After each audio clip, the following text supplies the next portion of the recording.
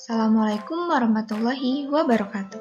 Halo teman-teman, di sini saya akan memberikan sedikit edukasi dan pengetahuan mengenai virus HIV.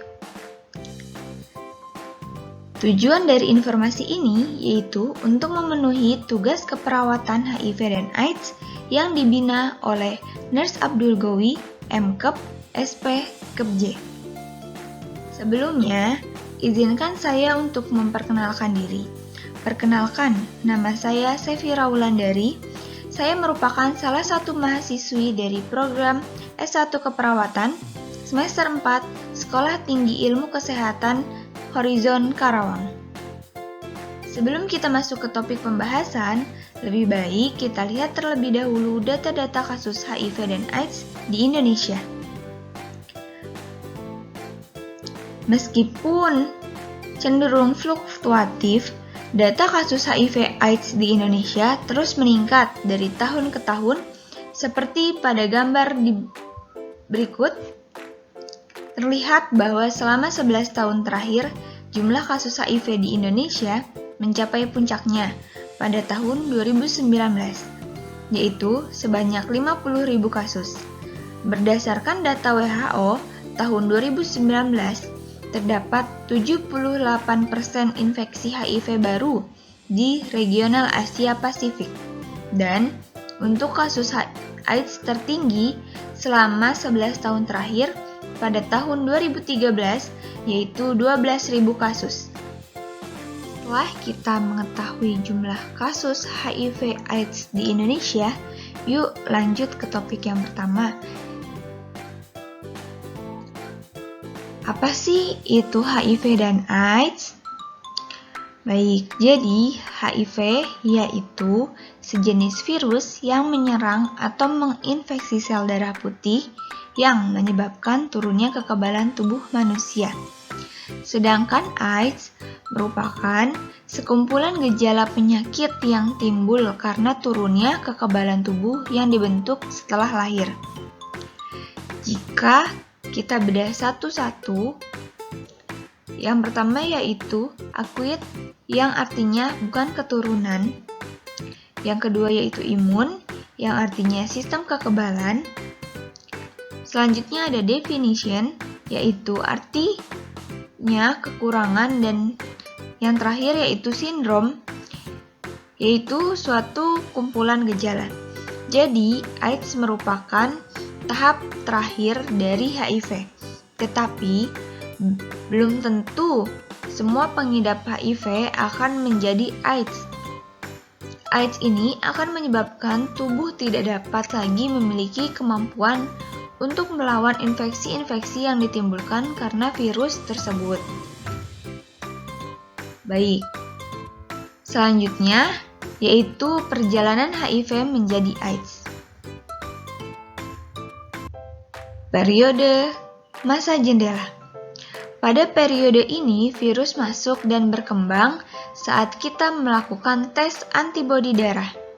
Virus ini belum bisa terdeteksi dan tidak ada gejala yang muncul, namun sudah bisa menularkan gejala ke orang lain. Biasanya berjalan 3-6 bulan. Selanjutnya, yaitu periode tanpa gejala.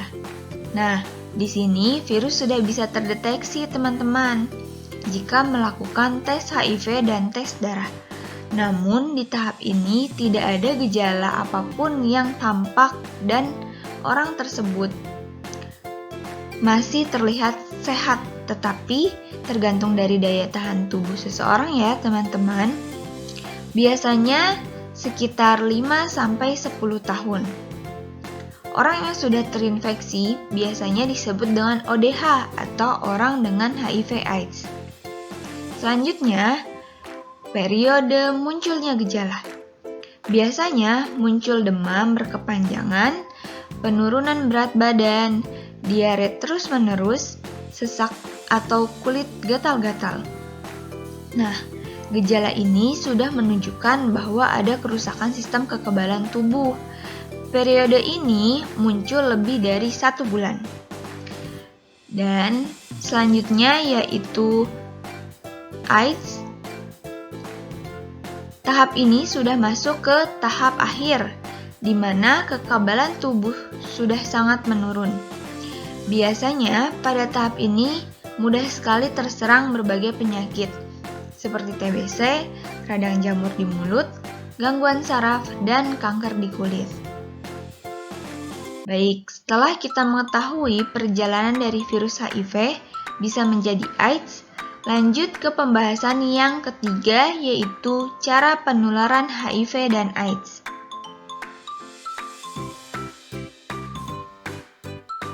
Bagaimana sih cara penularan HIV dan AIDS? Yang pertama, yaitu kontak darah. Selanjutnya, HIV juga bisa tertular dari air susu ibu.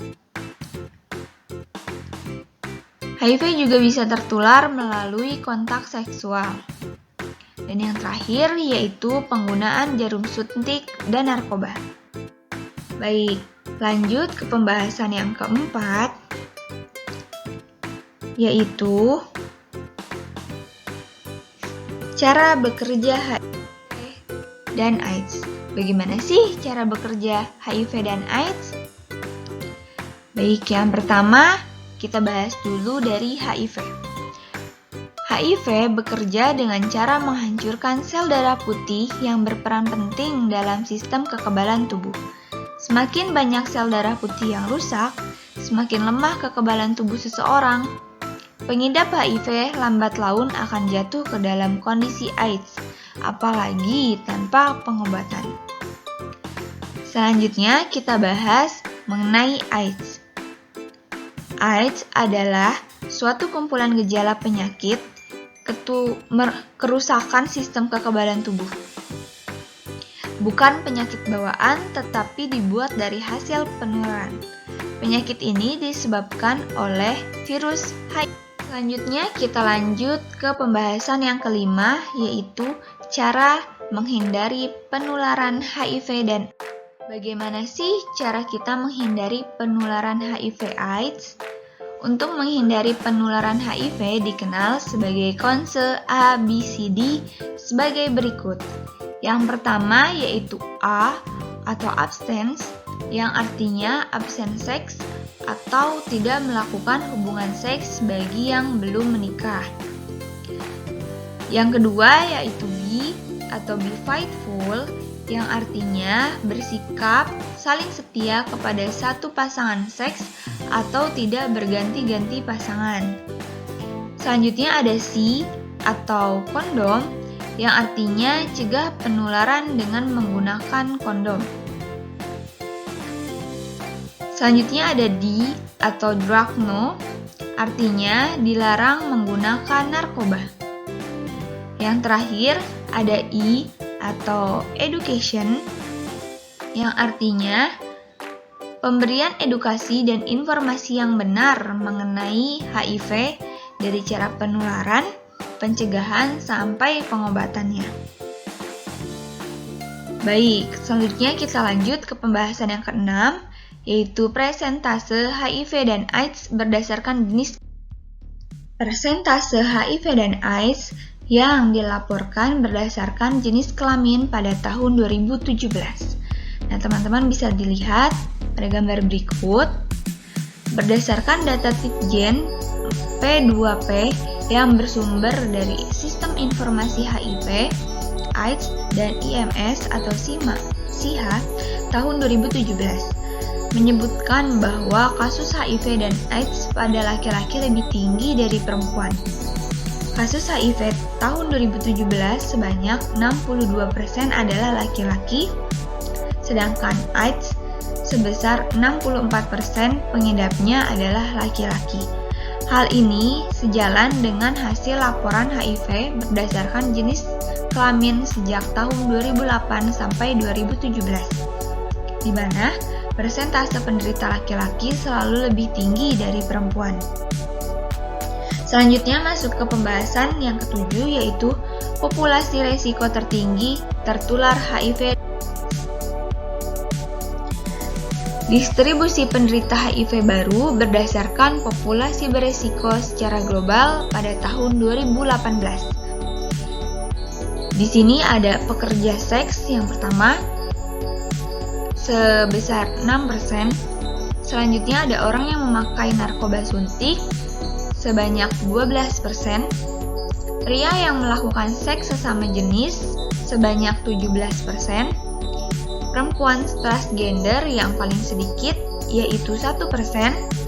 Selanjutnya ada pelanggan pekerja seks dan partner seks dari populasi beresiko sebanyak 18%, dan yang paling besar 46% dari populasi lain.